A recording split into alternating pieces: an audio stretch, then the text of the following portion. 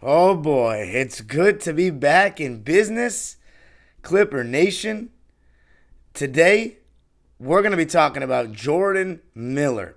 Given the second two-way contract on the Clippers confirmed, what does that mean for the squad and who, given full-time contracts, could break in to the rotation out of the young guys? Gonna be talking about that on today's Locked On Clippers. Locked On Clippers, your daily Los Angeles Clippers podcast. Part of the Locked On Podcast Network, your team every day.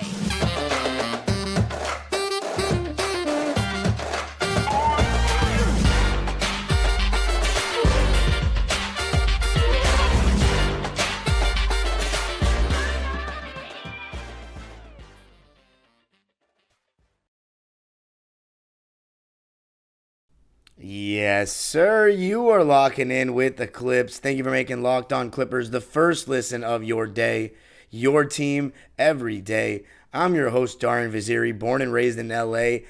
And going into my 19th season as a Clipper fan this fall. You can also follow me on Twitter and Instagram at DimeDropperPod and subscribe to my own YouTube channel, Dime Dropper, for even more LA Clipper, LA Sports, NBA, and NBA history content. And Locked On Clippers is free and available on all your favorite podcast platforms, including YouTube, where I want you to let me know what your thoughts are on Jordan Miller getting the second two-way contract for the Clippers. Of course, Moussa Diabate was given the first one just a couple of weeks ago. We still have one more two-way contract to give out. So we will see who that is. I would like it to be Xavier Moon, but we're going to get into all that, what it means for the squad, and who could break into the rotation given that they're on guaranteed contracts. So before we get into Jordan Miller, let's first talk about, also, I think I need to address the elephant in the room. Why hasn't there been episodes for a couple of days? Well, I was getting my computer fixed because, if you can recall, I stopped, doing episodes with my separate audio files so you guys would get a much better audio quality. So if the audio is better than the last couple of episodes, that is not you hearing things. That is because it is better. I'm back to my normal software. My computer's running really smoothly right now. Got to thank my guys, Locked On Clipper listeners, that helped get the job done.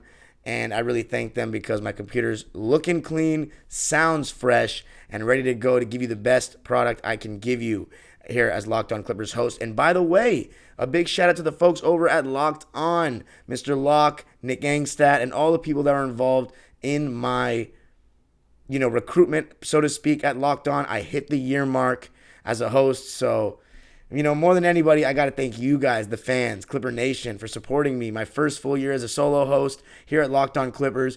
Took the YouTube channel. We got it from 200-something subs to over 3,000 now. And we want to make that number even bigger this season and show everybody that Clipper Nation is a nation. And it is a very slept-on fan base in terms of everything, but also in terms of sheer numbers. And we want to show that. And by the way, if you're not a Clipper fan listening to this and you find it interesting and you want to know what's going on, maybe you're a Kawhi fan, a Paul George fan, or a Westbrook fan, or you're just interested in what's going on with the Clippers, there is no better place than right here, Locked On Clippers, 5 days a week. This month, 3 days a week, but throughout the season, 5 days a week. Watch every game.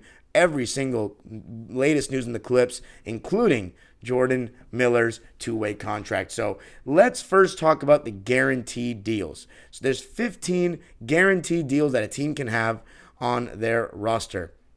Now, here are the names for the Clippers: Paul George, Kawhi Leonard, Norman Powell, Marcus Morris, Nicholas Batum, that's 5, Robert Covington, Ivica Zubac, Terrence Mann, Mason Plumlee, Russ, that's 10.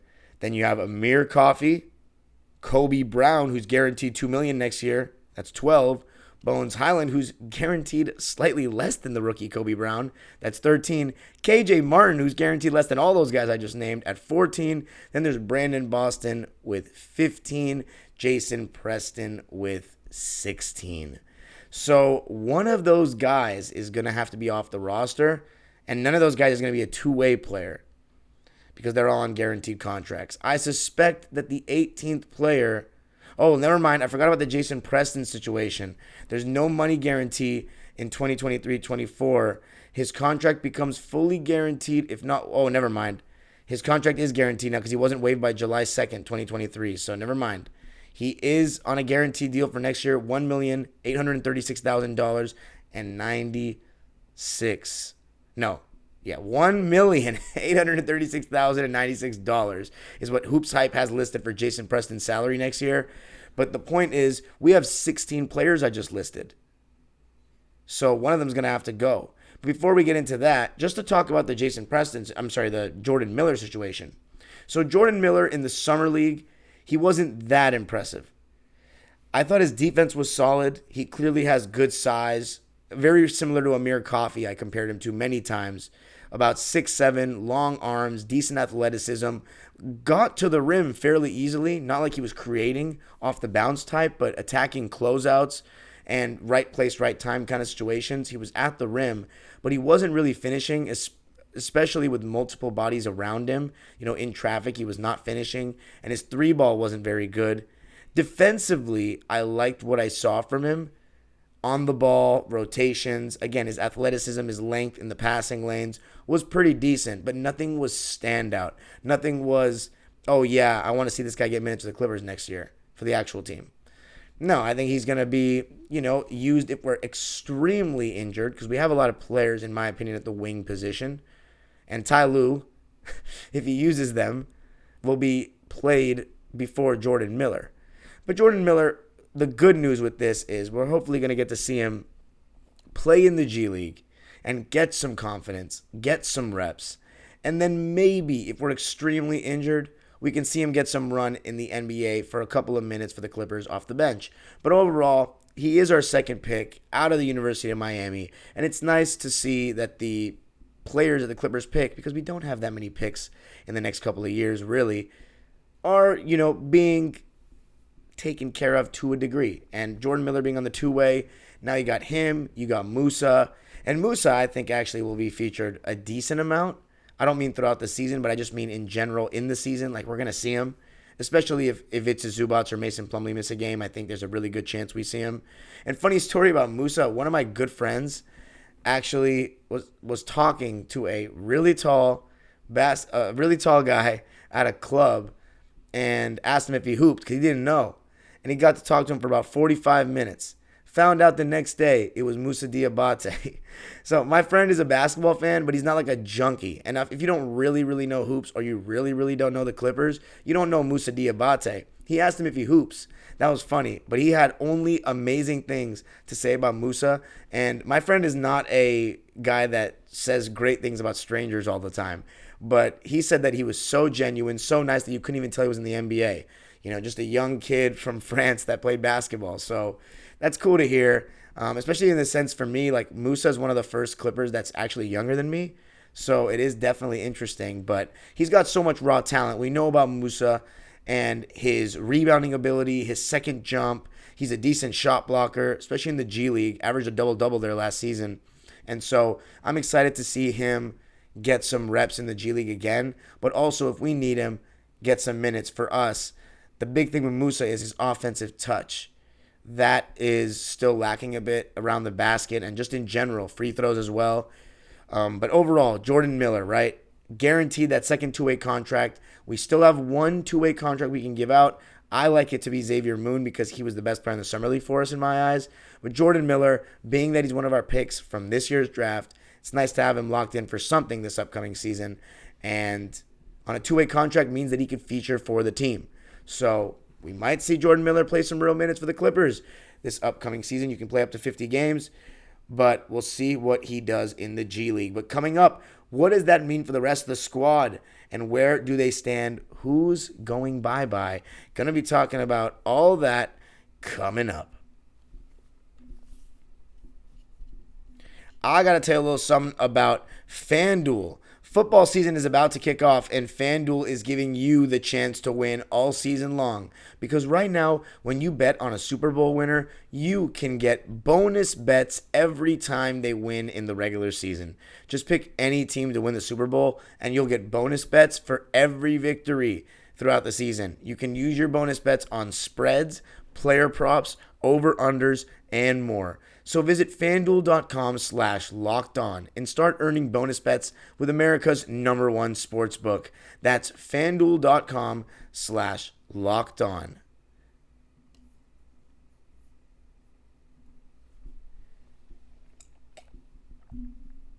All right. So going back to the 16 contracts, who's getting cut? That's a big question. Now, I thought there was a good chance it would be Jason Preston, that we wouldn't guarantee his contract and we'd waive him, but we didn't do that. However, I'm going to look it up because the Jason Preston thing, I could have sworn something got delayed with his contract. But as far as I know, like, in my opinion, we need... Oh, here we go. Clippers extend Jason Preston's guarantee date. Oh, okay, here we go. The guarantee date for Jason Preston's next season contract has been extended to October 1st. So let me say that. Good thing I remembered that I caught it. Because so Jason Preston can still get waived or not brought back. And I think it's very likely going to happen, sadly. Because, yeah, he showed some good stuff in the Summer League, but enough to get into the rotation? No. Enough to really consider him maybe a long-term prospect for the Clippers in the Intuit Dome and maybe an era after Kawhi Leonard and Paul George?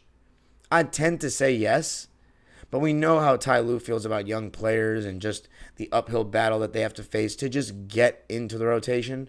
And Jason Preston, yeah, he'd probably be the third point guard right now, but I could see them just going with a... See, I was going to say I could see them just going with a non-true point guard, but then I'm remembering who my head coach is, and that's Ty Lue, so... I think right now, if I had to guess of those 16 names, the leading candidate to not be brought back is Jason Preston, especially because they extended his guarantee date. What I think that means is we have a safety net if we can't find a trade for one of the guys, and maybe that's the James Harden trade, who knows. If we can't find a trade for one of those players, then we have Jason Preston to waive, and it's no big deal. And we still have the 15 players. And mind you, that would be a really good 15-man roster. But I'm not interested in waiving Jason Preston, who I believe is the second best passer on the team. I think that it has to be a trade to get rid of Marcus Morris, especially with the recent news about, I wouldn't even say recent news, but the Threads thing. Bum-ass Clipper fans. I'm sorry, but that's it. Like, he had a rough season. If he's still on the team, then Ty Lue might just start him. Like, I wouldn't put it past Ty Lue, even after everything that happened last season, to start that guy and give him another shot. Oh, his legs feel good. You know, I don't want to hear that. And again, it's not anything personal with Marcus Morris. I really like the guy. He's done so many great things for the Clippers in the last couple of seasons. 2022, we do not get that 42 wins without he and Reggie Jackson and their scoring on a nightly basis. His availability, I mean, it's been great.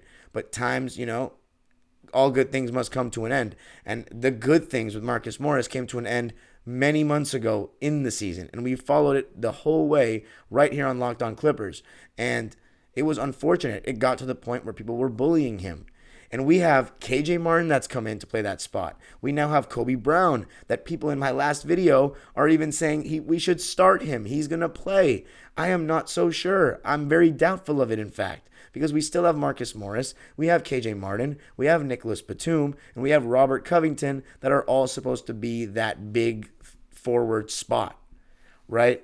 And Robert Covington, we already know that he was in the doghouse last season for whatever reasons that we still don't fully know the answers to, but he clearly was not in favor. Everyone knows that.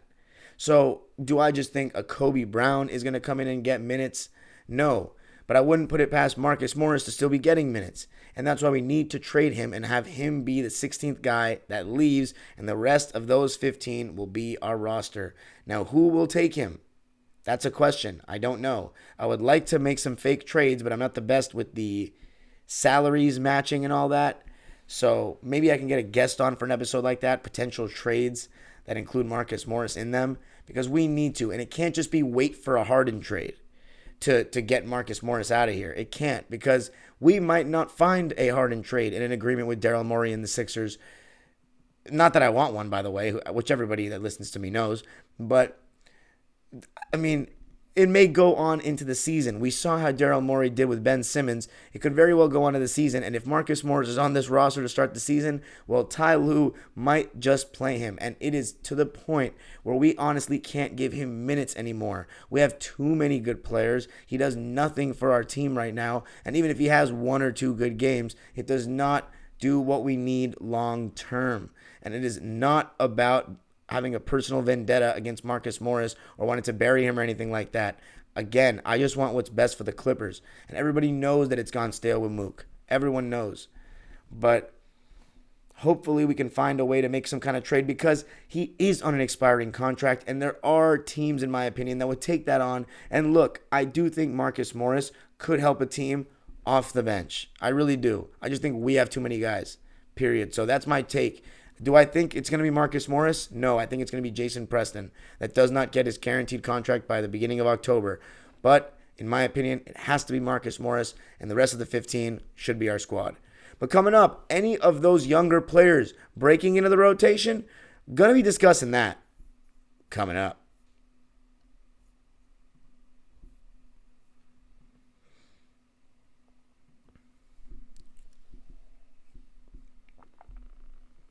All right. So, potential break-ins to the rotation. I had a couple people talk to me about Kobe Brown because we don't have a real four, and they said, oh, Ty Lue said that he's ready. He's ready. Listen, when he says he's ready, that means he thinks he's ready to play at this level. Doesn't mean he's ready to get into the rotation over other guys. I think when he also means he's ready, he means he is going to be ready if his number is called upon. But there are things that are going to have to happen before his number is called upon. And that's just the way it is when you have a team that's in win now mode, a championship contender, that when they're fully healthy, you have to fight amongst those players to get into the rotation. He is behind a lot of names. Like, let's do it. Russell Westbrook, Kawhi Leonard, Paul George, Terrence Mann, Zoo. Let's say that's the starting five. That's five guys right then and there. Then you get Bones and Norm, 6 and 7. Kobe Brown's not getting in over any of those guys. And then you've got Nicholas Batum, who's still on the roster. Let's not even count Marcus Morris for this exercise. Robert Covington, he's on the roster. I don't see a rookie getting more minutes than Robert Covington. If that's the case, then get Robert Covington off this team because that means that he has no chance of playing. But I would like to think that the 8th and 9th guys, Nicholas Batum and Robert Covington, will be ahead of Kobe Brown in the pecking order. And then you have Mason Plumlee, which is 10 right there. And then there's Amir Coffey and Brandon Boston, who are 11 and 12. And I don't see Kobe Brown getting in over them. And I didn't even mention KJ Martin. So 13 players, really, that I think will be higher in the pecking order than Kobe Brown. I mean, with KJ Martin, it's like it just plugged a hole there. Even if we do get rid of Marcus Morris and Robert Covington, okay, now we have Nicholas Batum and KJ Martin. And if we play Kawhi at the 4, that doesn't even really matter about who's one of them is not going to start there. So we have options. I don't think Kobe Brown's going to be breaking into the rotation, guys. I'm sorry. I don't. I like his strength. I like that he's, younger than our other players, even though he's older for a rookie. But I just don't think he's going to be ready to get those rotation minutes over those guys. As far as Moussa Diabate, I love everything I said about him in the last segment, but he's on a 2-way contract, and we got Mason Plumlee back for $5 million. So Mason Plumlee, when healthy, will be backing up Zoo. We're not going to play them together because they both can't shoot. And when I say those two, I mean Mason and Moussa. So don't expect Moussa to be a consistent part of the rotation either. Then there's Brandon Boston. A lot of people have been asking me on various shows that I've featured on, who's going to be a breakout player. And I've always gone with guys that are in the rotation. Like maybe Terrence finally gets the minutes he deserves and puts up even better stats than ever before. Or Zubats finally gets the ball in the post a couple times a game. And now he goes from 12 points or whatever it was last season to 15, 16.